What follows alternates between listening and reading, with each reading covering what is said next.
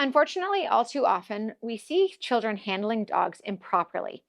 Sometimes this even results in the dog being unsure about the child touching them at all.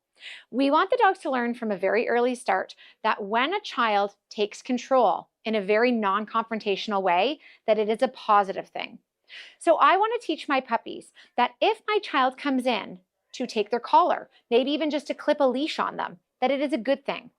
I'm not going to have my dog do a lot of excessive handling with the child, and I certainly won't do that without my presence and supervision.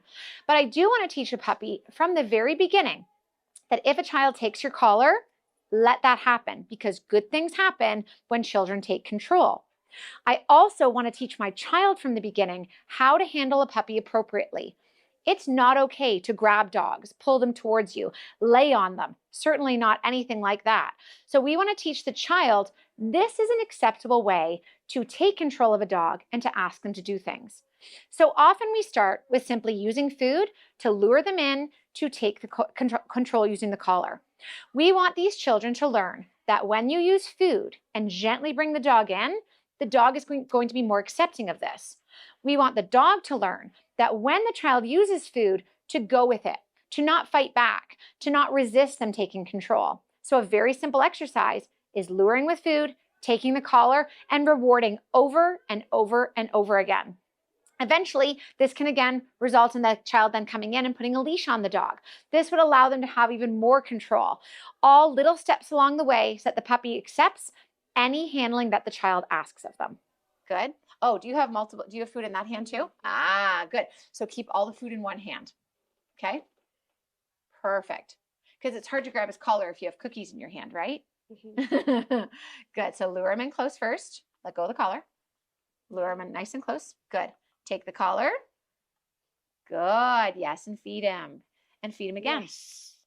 Yes. So what I really want you to be careful about, buddy, is taking the food, luring him in close, and then taking his collar as you're feeding him. I don't want you to ever take his collar and pull him towards you. Does that make sense? Because then what do you think he'll do if you pull him towards you? Bite? I don't think he would bite, but a lot of the time, he could bite, especially a young puppy might bite, but a lot of dogs don't like that. If you pull one way, they'll actually pull back the opposite way, okay? It's very important that children learn what is an appropriate touch. We do not want dogs to ever feel compromised or worried with children. So I want to teach children that they may touch ears, touch paws, touch tails, touch the entire body, all with my presence and a positive association for every single one of these body parts. We refer to this as handling. It's a little bit more than just giving a pet. We are specifically touching different body parts, and these are going to be body parts that might eventually need to be examined. If they have to get their nails clipped, if we have to look inside their ears to see if there's a tick inside or if there's a little bit of a dirt. Now, the child is not likely going to be doing all of this serious handling as the dog grows up, but we do want to teach the dog that any touch is going to be a positive experience and something that they should allow to happen because it's not going to be harmful or hurtful to them at all. Now, we also want to teach the child what are inappropriate touches. You are not to hug the dog. You are not to squeeze the dog. You are not to grab their tail or grab their paws, and certainly not lie on them.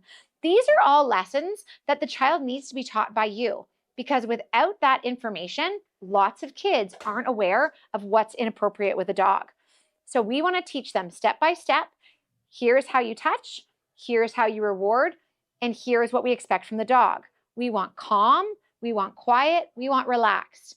If at any time the dog resists this, we're going to make it a little bit easier and teach them that this is what we like from you to do, and this is what results in a reward.